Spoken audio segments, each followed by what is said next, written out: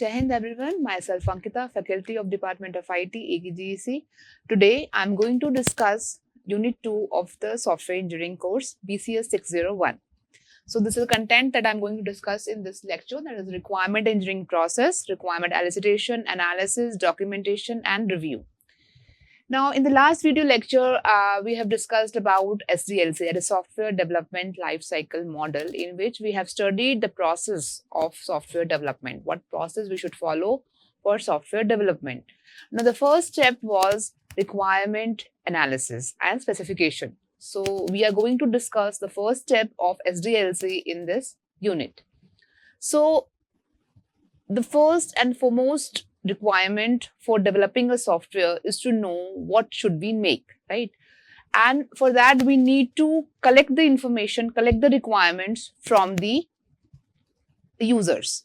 So, requirement engineering refers to the process of defining, documenting and maintaining requirements in the engineering design process. So, whatever requirements that we get from the user, we have to understand those requirements, we have to define those requirements, and at last we have to document those requirements. So after documenting the requirements, we have to maintain those requirements also. What is maintaining the requirement means?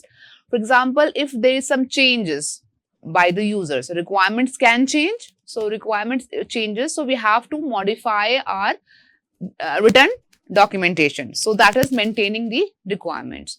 So the whole process that we follow to collect the requirements, to write the requirements and to manage the requirements is known as your requirement engineering process.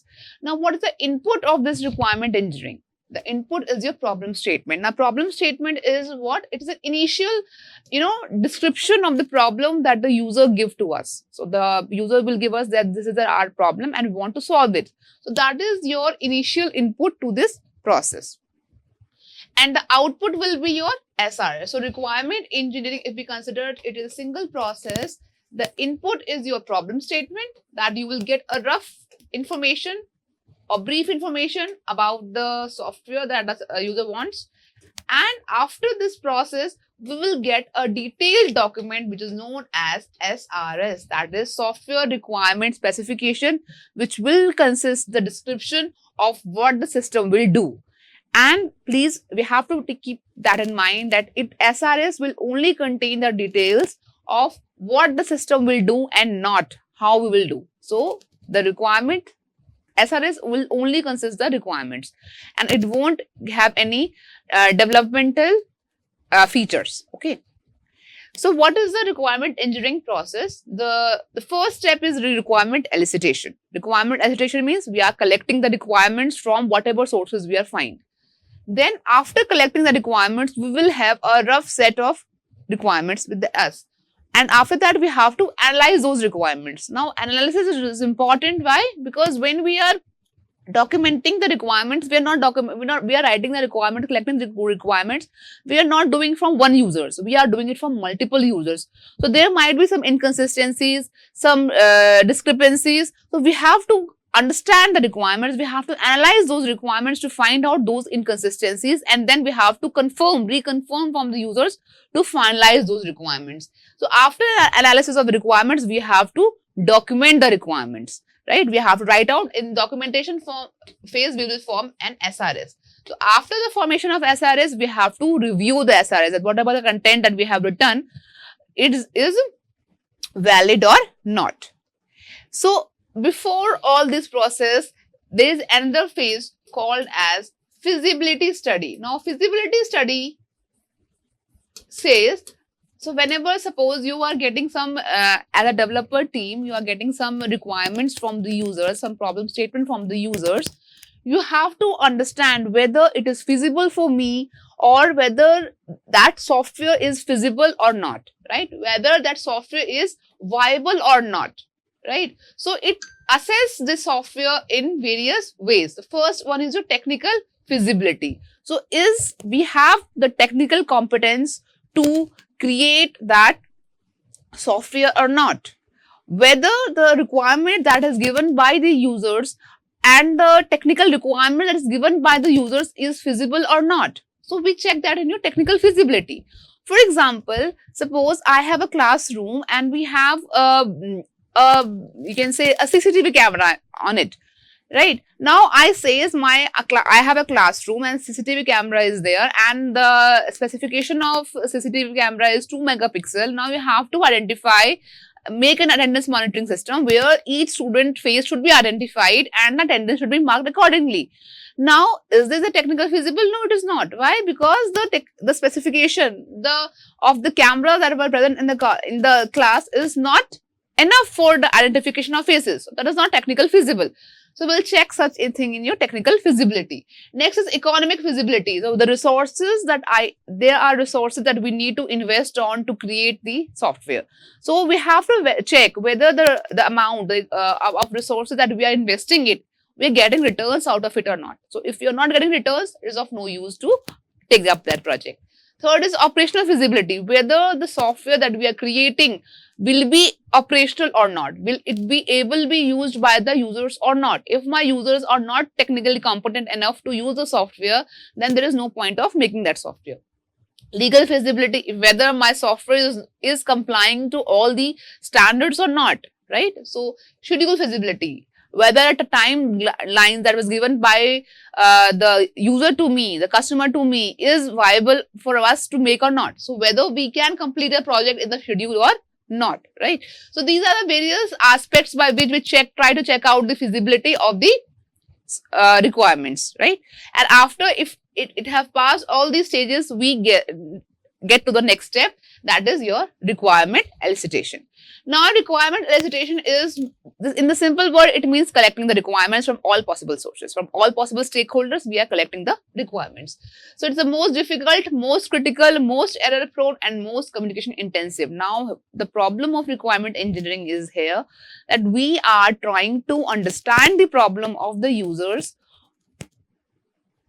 of a different domain. So we are development team, we don't know the problems of the domain of the users, and we by speaking to them, by trying to understand their problem, we are trying to understand their problem. So it is most difficult. Why? Because it is communication intensive. We are communicating with different set of users, different stakeholders. We're not aware of the domain. We have to understand the domain.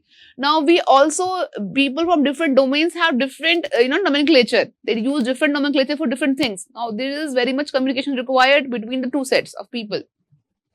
It's also error prone and it is also communication intensive, right? Now, it is an activity that helps to understand the problem to be solved. Now, it is very much important activity because this is the basis on which we are going to create the software. So if it gets wrong somewhere, our whole process will be problematic. So it is an activity to understand a problem to be solved, and the requirements are gathered by asking questions, writing down the answers, and asking other questions. There are various ways by which we can gather the requirements. The first is your interviews. Second is your brainstorming sessions. Third is your FAST. Fourth is your QFD. And last one is use case approach. So these are the popular ways by which we try to gather the requirements from the users. The first is your interviews. Now, interviews says that we have some specialized developers called requirement engineers, which try to conduct interviews from the various stakeholders of the project. Okay. So what we do, we conduct the interviews to understand the customer expectations from the user, and the requirement engineering must be open-minded. It should not have any preconceived notion with them that yes, for example, if I am developing a college management system, right? Now, I should not have any prior notion that this college is working according to this. No, we have to understand from the perspective of the user, from the requirements of the user. So, the first requirement is that the requirement engineers, the engineers who are collecting the requirements, should be open-minded and should not approach the interview with some preconceived notions. Now, interviews may be open-ended or structured. It means we can just, when we are just beginning the requirement engineering, requirement gathering, we should be open-ended that anything that a user is able to tell us, we are able to gather that. In the structured interviews, it happens in the later stages when we have some idea of the software and we are just trying to resolve our queries. Now it's impossible for to interview every stakeholder. It's not possible that we are interviewing every stakeholder. So what we are trying to do, we have categorized the users into 4 types, and we try to gather requirements from each category of these users. The first is your entry level personnel, which is not sufficient domain knowledge but fresh ideas, the one who has joined the team new. Middle level stakeholder who have better domain knowledge, who knows the process.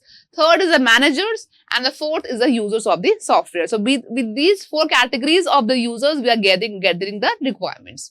And the first set was your interviews. Second is your brainstorming session. Now brainstorming sessions are nothing but they are group discussions. So group discussion helps to lead to new ideas quickly and promotes the creative thinking. Now when we are saying creative thinking, it means that when the group of users are discussing the requirement, there should not be any, any apprehensions, any expectations or difficulties, right? So they just have to, there should be free flow of ideas.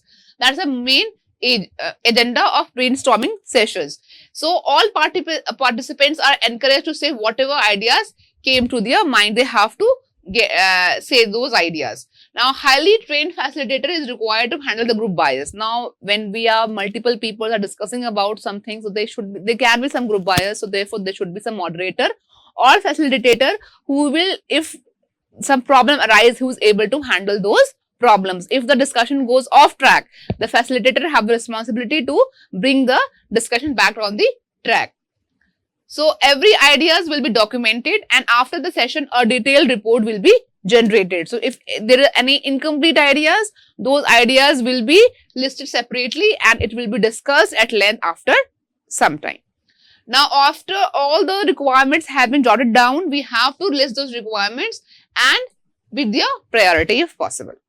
So this was your brainstorming session. Now, third technique is your fast technique. Now, in your group discussion or brainstorming sessions, the users was not preparing anything before coming to the discussion, whereas in fast, users are coming with some preparations. So what happens? In order to reduce the expectation gap between the developers and the users, what happened? We make a fast technique, that is facilitated application specification technique. It is a joint team of customers and developer work together to understand the expectation and propose a set of requirements. So what happens? So these are the same guidelines for the group discussion or brainstorming sessions. We are arrange the meeting at a neutral site, establish the rules of participation, we appoint a facilitator. The primary difference is that here each fast attendee will be coming with a preparation. It will prepare a list like this. It will prepare a part of the environment that's around the system, produced by the system or the used by the system. So it will list the objects that will be part of the environment, that will be produced by input of the environment, and that will be the output. So this one is your outputs and input. So all the information, all the basic understanding of the software, the users will be jotting them down. And after that, in this fast session, every participant will present his or her list. Now, combined list is prepared by removing redundant entries and adding new ideas. And then after the list is combined, then it will be distributed. Teams are divided into smaller sub-teams, and each sub-teams have the responsibility to develop a set of mini specifications. So first, each fast attendee will come with his own preparation, and all these information will be combined together. And after combining these information, we are dividing them into multiple sub-teams. Now, these multiple sub-teams will be discussing at length about these mini specification and finalizing them. Okay. So issue list is created if there is any, and consensus list is also created. Now the next step is your quality function deployment. Now in quality function deployment, customer satisfaction is of prime concern, and we are dividing the requirements into 3 categories. So whatever requirements that we have gathered from the users, we are dividing them into 3 categories. First is your normal requirements, expected requirement, and exciting requirements. Normal requirement means the normal requirement that the user has stated, right? Expected requirement is that even if the requirement is not explicitly stated by the customer, we are still doing it. For example, the error messages. If I'm entering the wrong email ID, not in a proper format, the system should generate an error. So this is the expected requirements, and exciting requirements are those requirements that may not be expected, but if they are present, it is good. Now, the steps of QFD is, first of all, we have to identify the stakeholders, then we have to list all the requirements from the customers, and then we have to prioritize those requirements. Prioritize the requirement means, if I'm giving it 5 points, it means the requirement is very important to develop, right? Similarly, if it goes down till 1 point, where 1 point stated those unrealistic requirements that are not feasible to make. Okay. So in the end of the final list of requirements categorized into it's possible to achieve, it should be deferred, or it is impossible to achieve. So we are just categorizing the requirements. We are just, prioritizing the requirement that is important to create, the requirements which we can defer after some time, or the requirements which we don't want to achieve. Okay. The next step, which is a very important step, is use case approach. Now, use cases describe the what of the system and not how of the system. Same, the requirements says what the system should do. Now, the major components of use case diagrams are actors and use cases. Now, actors are what? These are external agents which are handling the system. This can be a machine, it can be a user. So, it is an external agent that lies outside of the system but interact with the system in some way. So, any user, either a machine or a human, if it is interacting with the system, it will be a part of actors. Use cases are the use cases initiated by the customer with a particular goal in the mind and complete the goal is satisfied. So, when we have identified the actors, now we have to identify how this actor is going to interact with the system. Now, this interaction is captured by your use cases. So, it describes the sequence of interaction between actors and the system necessary to deliver the services that satisfies the goal. Next is, how do we create a use case? First is you identify your users, and then we have to identify what role the user is playing. And according to the role, we will prepare a use case for the roles. Or we can say, what is the goal of a actor on a system? Now, with the goal, we will create a use case, and then we will structure the use case, and then we will review and validate with the user. That this is a diagram that we have created. So, in use case diagrams, we have an actor which is represented by a stick figure. We have use cases, and we have a line which shows the relationship between actors and the use cases. So, actors appear outside a rectangle, use cases with the rectangle, and so we have I'll show you the diagram, right? Now, for use case diagram, suppose this is of result management system. So, we have identified 3 persons who will be interacting with the system. First is your data entry operator, second is your administrator, and third is your student or teachers. So, what role does data entry operator is going to play with the system? First is, it will maintain the student details, it will maintain the subject details, it will maintain the result details, and it will log in. So, these are the 4 roles of your data entry operator. So, we have created corresponding 4 use cases for them. Now, administrator have the role of login, generating the reports, and viewing the results. So, this is the role of administrator. For corresponding to each role of administrator, we have created 3 use cases. Then we have student or teacher, which will have the option of only viewing the results. So, that is your use case for viewing the results. This is your use case diagram for result management system. Now, for each of these use cases, we will have to write some description which is depicted by this template. The first is introduction, which will describe the brief purpose of the use case, what the use case is for. And next, we will have the actors which will be interacting with the use case. The precondition is that the condition that need to be satisfied for the use case to execute. That is what, before starting the use case, what should be necessary. What will be the post condition after the execution of use case, different states of the system defined here. So, for example, if I am an administrator, I want to view I want to, generate the report. So what's the precondition? The precondition is that I should be logged in as administrator. If I'm logged in as a teacher or student, I won't be able to generate the report. So that is written in your precondition. What is the flow of events? So what is the normal flow of events? If everything goes right, what will be the flow of events? An alternate flow of events will gather those flow which will be happening if something expected, anything happened other than expected. For example, if there is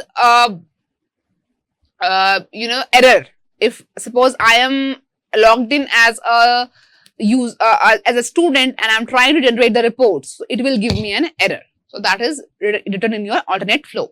Then special requirements and related use cases. So these are the points that we are going to write for each of the use cases. So after we have gathered the requirements, our next step is to analyze those requirements. There must be some ambiguities or incorrectness or inconsistencies. We have to resolve those.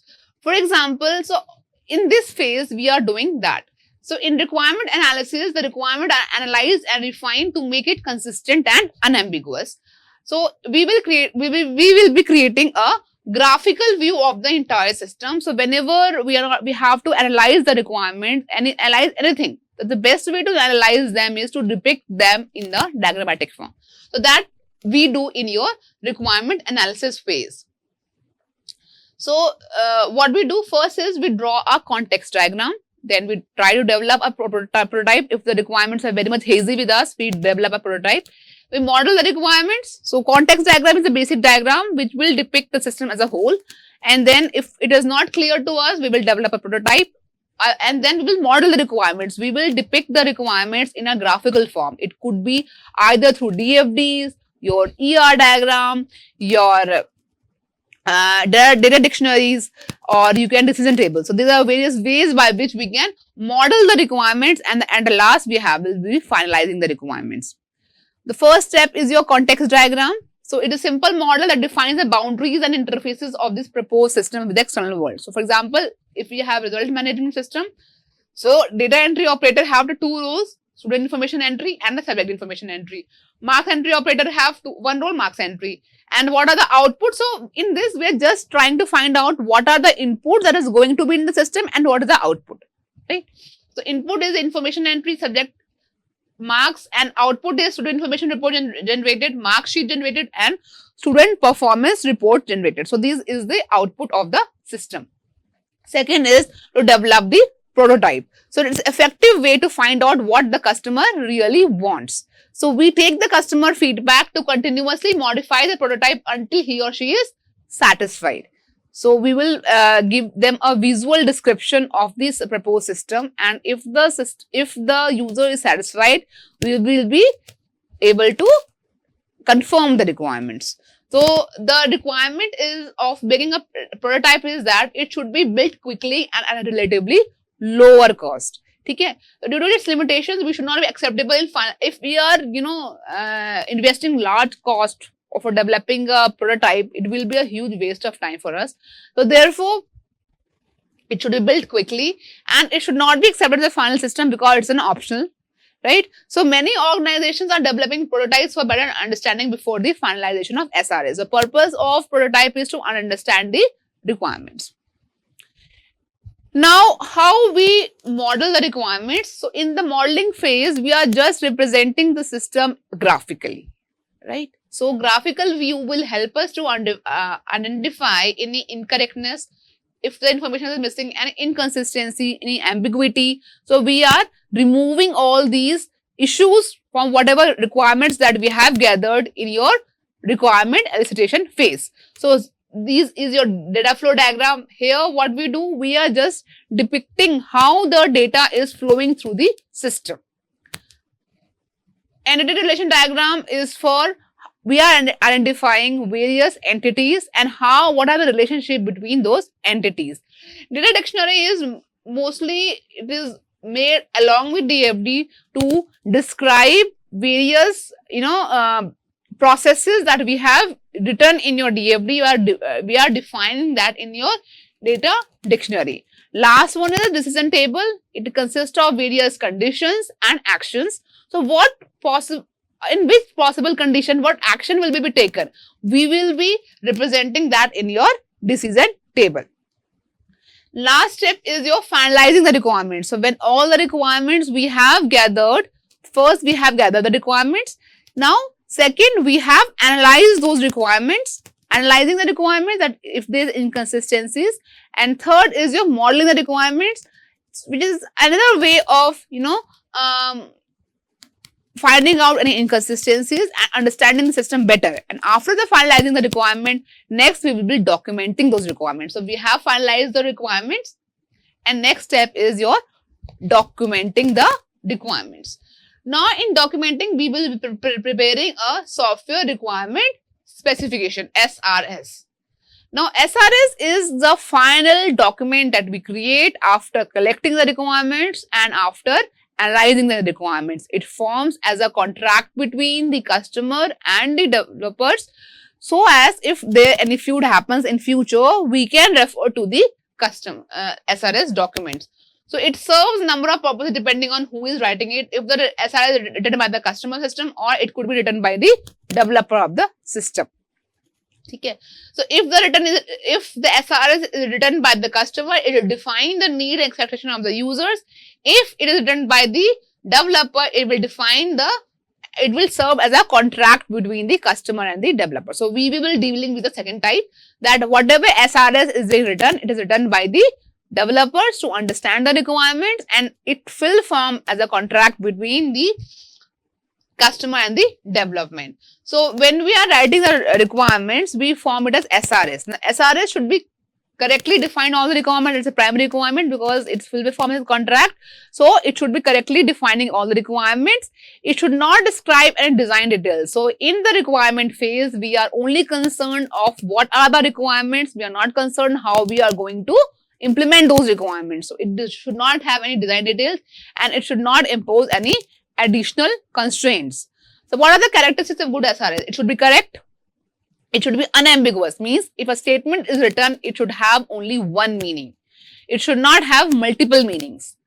Complete, it should consist of all set of requirements that is being stated. It should be consistent.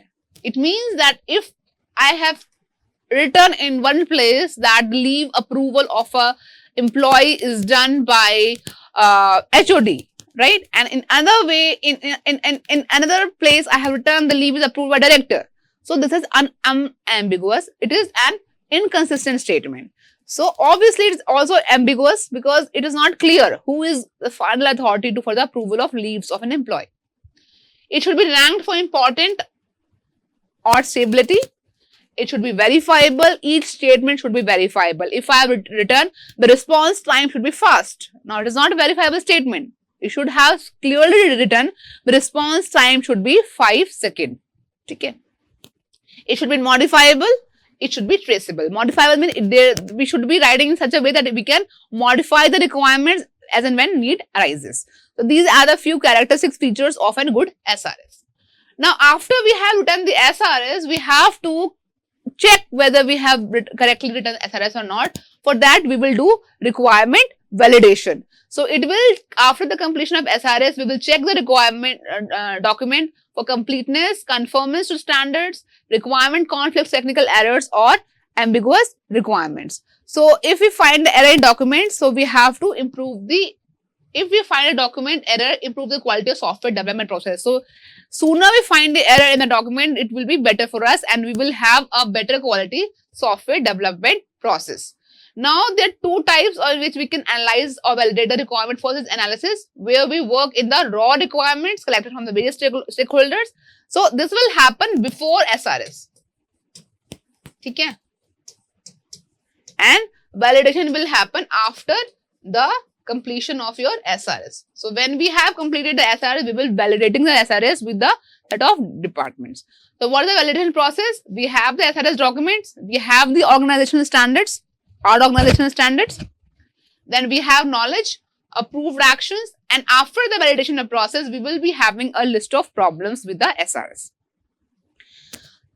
So what is the requirement review process? First, we will be planning the review, and then we will distributing the SRS to various people, and those people will be reading the documents and they will be giving you reviews. And if any follow-up action is required, the follow-up action is taken and the document is revised. That was your requirement review process. So in this video lecture, we have understood the whole requirement engineering process, which consists of requirement elicitation, where we were collecting the requirements from various types like brainstorming, interviews, FAST, QFD, use case approach. And after finalizing, after requirement elicitation, we were trying to, analyze those requirements through various ways. Then we were we were documenting those requirements, and then after the end we were reviewing those requirements. In requirement documentation, we have created SRS, and then last was your requirement review. So that was your whole requirement engineering process, and thank you.